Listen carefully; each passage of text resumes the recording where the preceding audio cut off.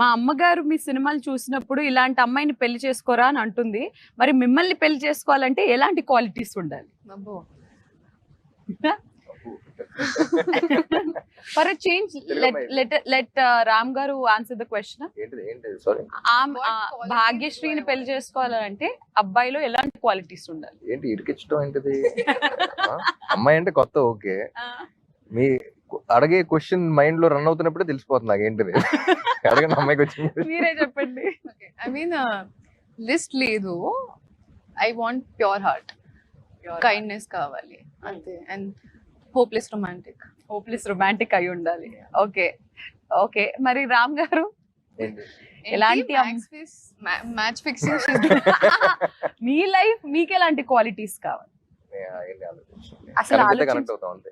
అలాంటివి ఆలోచించరా మీరు ఎప్పుడు? సరదాగా ఎప్పుడన్నా ఖాళీగా కూర్చున్నప్పుడన్నా ఇలాంటి అమ్మాయి అయితే బెటర్ ఏమోరా మనకున్న అస్సలు. ఇండస్ట్రీకి కెరియర్ కి? అస్సలు లేదు. సరే you tell me, what do you think, like who would Ram look the best with, or probably a girl like fans ని దిస్? వాడుకుని ఇంకా మీరు ఓకే ఫ్రెండ్స్, నేను ప్రయత్నించాను.